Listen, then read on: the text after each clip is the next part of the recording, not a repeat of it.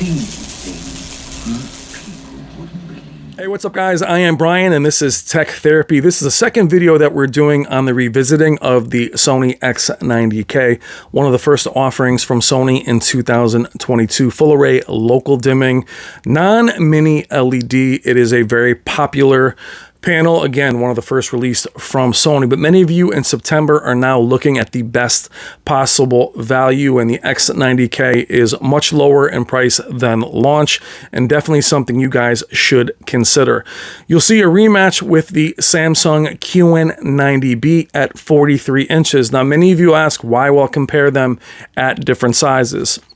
Well, at the time of the first comparison, that was the only two sizes I had to choose from. However, it does matter more now, as at this moment, the 43-inch QN90B costs the same as the Sony X90K. The local dimming has been improved through several updates, as well as its gaming features, which I covered in a previous video. I do think it does make for an interesting comparison. Let's look at the Sony X90K versus the Samsung QN90B. All right, guys, here we are with the rematch. We're rematching these because the Q90B and the X90 have taken several updates. The X90K has been helped with its local dimming. My Q90B has not been affected with any of the blooming issues that affected many of the other panels in regards to its local dimming. It looks as good as the day I brought it back from Value Electronics, and it hasn't changed with any updates in any negative way. It's still amazing, and for me, it's still the flagship in terms of its picture quality, though the QN95 is now the flagship, not the 90B. Special thank you to Robert and Wendy Zahn of Value Electronics for supplying both the QN90B and the X90K. Please consider making your next AV purchase through them. Check the description below for all their information. Let them know that Brian from Brian's Tech Therapy sent you. They will take excellent care of you. Now, I've had the X90K since launch, and then the QN90B shortly thereafter. Now, the QN90B hasn't suffered, again, from any of the updates that have plagued many of the other YouTubers that have had it. I feel very lucky it hasn't been changed. The local dimming is amazing for Samsung this year. Now, while the X90K, in my opinion, didn't struggle terribly with blooming initially, it has also improved greatly since its launch. The video previous to this one covered the VRR support and the HDMI additions in regards to gaming, but I did want to show how much better its local dimming is. The reason I compare these two is they are close in price. The 43-inch is still relatively expensive.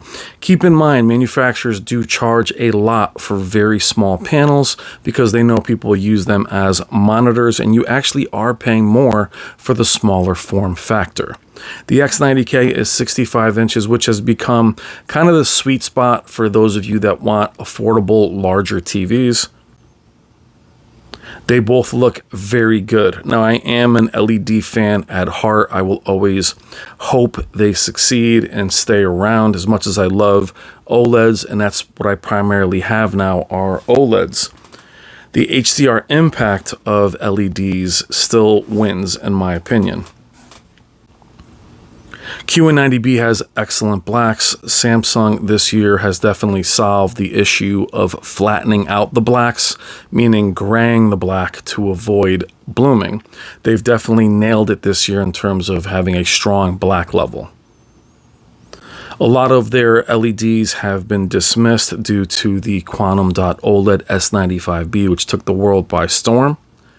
But the Q90B is basically the best of the bunch. The X90K is one of two higher-end 4K LEDs from Sony. It is the only higher-end mid full-array local dimming non-mini LED. What you have is the X90K, then you have the X95K, which is mini LED with the backlight master drive. Those are the only top two, and then you jump right up to the Z9K. So a simplification in Sony's lineup this year and in the last few years, where back in 2017, they had 4 or 5 models. Now they keep the upper two to a mid-range and then a flagship. Samsung, on the other hand, has a very convoluted lineup, as you can tell, with the QN90B even being supplanted by the QN95B. Now, the size does make a difference in its image quality, but keep in mind the smaller 43-inch pixel density definitely helps the cleaner image.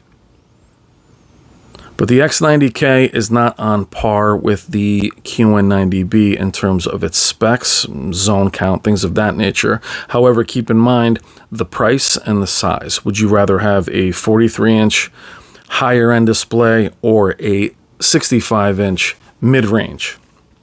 For me, I will always go larger if the larger panel is of high quality.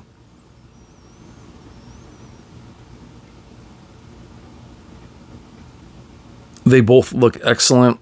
The Samsung is a quantum dot LED, mini LED. We move into a more vivid preset here to show you how bright and vibrant they both look.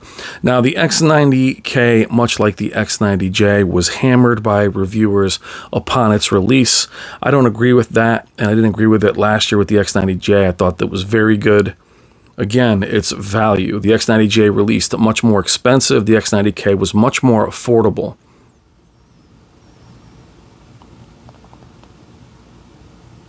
But I didn't have any real issues with the panel. I do like it very much. Now, you keep in mind when you buy these panels, the manufacturer has a certain signature, or also their operating system. What do you prefer? Tizen, some people love it. I personally am not a huge fan of it. I don't love Sony's operating system, but I do find that no matter the manufacturer, they are clunky in comparison to having a separate Fire Stick or Apple TV or Roku. But the signature of the display, the saturation, Samsung has always been known for saturation in lieu of accuracy, where Sony has the more filmic, perhaps more accurate to the filmmaker's intent. What we're looking at here again is a smaller, more expensive top of the line versus a larger, great quality, more better value mid-tier. And why I revisit the X90 and the QN90B is that going forward for many reviewers, we will have to revisit the review of the X90K that came out initially means nothing at this point. The panel is completely different in terms of its feature set. It's and its local dimming, which is the best part or the most important part of any LED or even mini LED, is its local dimming algorithm. And it has changed here and is much better. So something that perhaps wasn't recommended in the beginning of the year can be recommended at the end of the year. Now that can go the other way, and with Samsung that has happened, where their local dimming or their updates have actually crippled image quality or changed it drastically. I'm not a fan of that.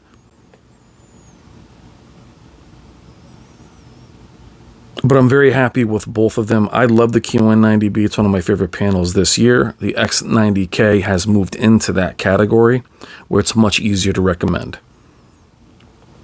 Now, more importantly, around this time of year, you have excellent panels being released from Hisense and TCL. This year, specifically Hisense. And then you must ask yourself then, would you go for a flagship Hisense or TCL or a mid-range Sony? Now, what you have with those manufacturers is a lot of high-end specs, and perhaps, their quality control may not be as good as a larger manufacturer. It's kind of always been that way, but you get more bells and whistles for the money. The question will always be, do they work as advertised? The operating systems aren't as streamlined. But you can only root for those companies. The better they get, it'll push the top three to work harder. And even in those price comparisons, you can maybe get a 75-inch TCL or even larger in comparison to a much smaller mid-range.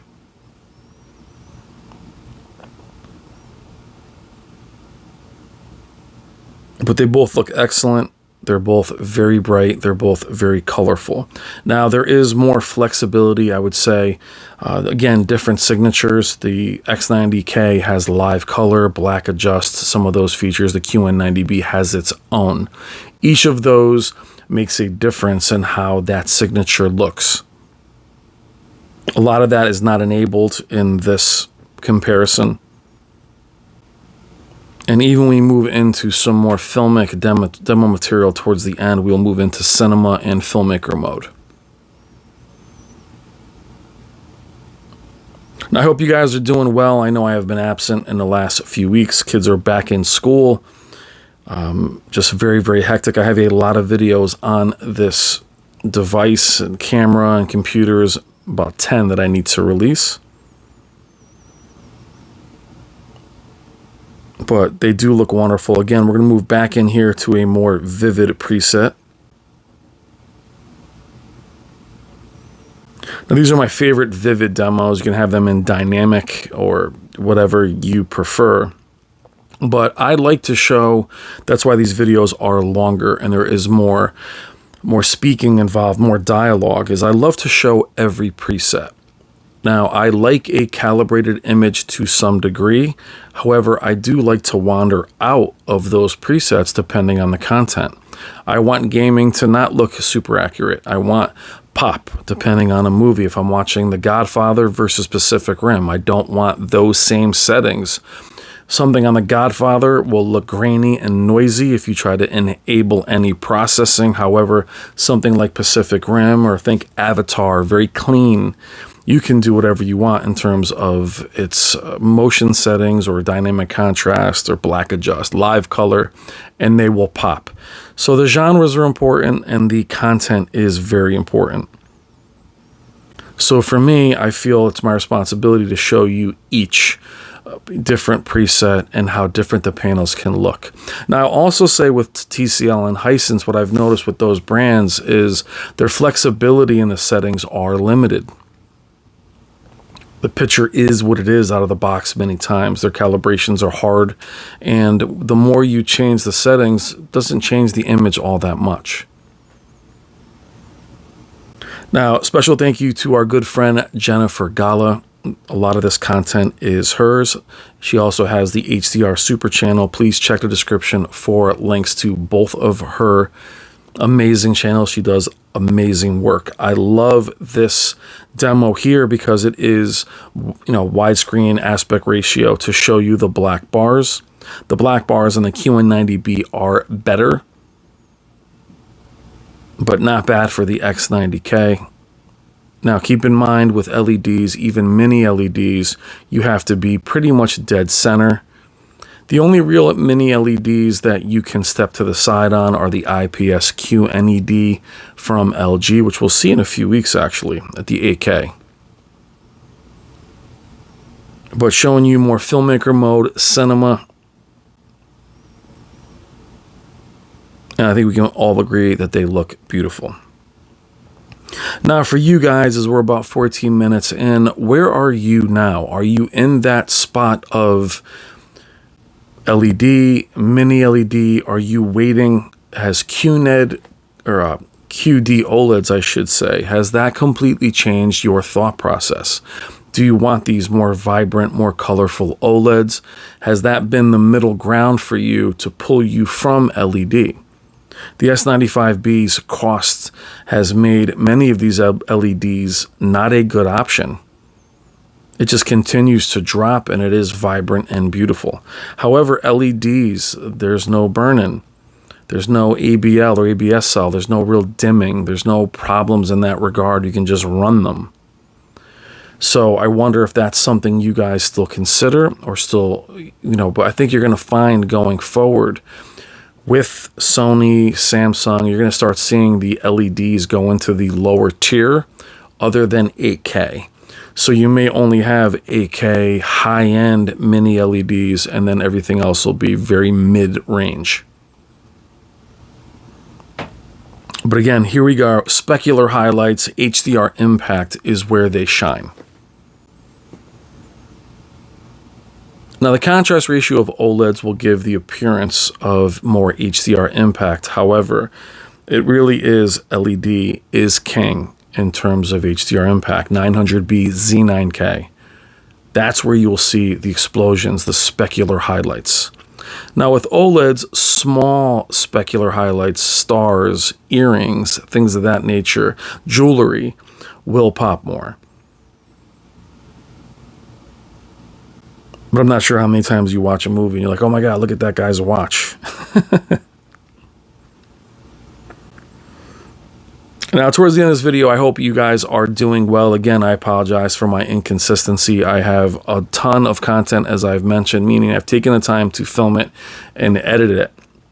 But I want to continue to engage you guys. But how are you guys doing coming out of lockdown after almost 3 years? How is life for you? How are your families?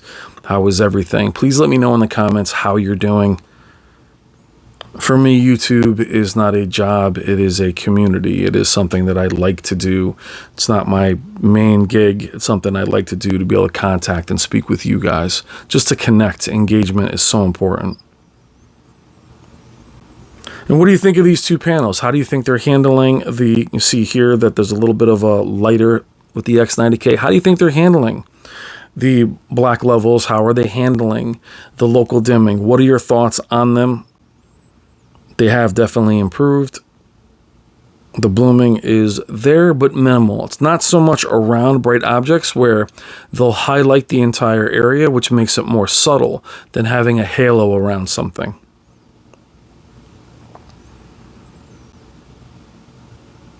Now, the X90K has been sold. It is now at a good friend's house, and he absolutely loves it. It's in a very bright room, and it's in a massive room, but it does look amazing. So keep in mind the way we critically view these panels. Now, this is done in a dark room. I do have a comparison coming of reflection handling from many other manufacturers. I'll bring that out soon. But what do you think? Critical viewing, we look for every little thing, but for most people, both of these will be amazing. I think the X90K at its current price will be an excellent choice. All right, guys, I hope you are all well. I'll see you in the comments. Love you guys. Take care.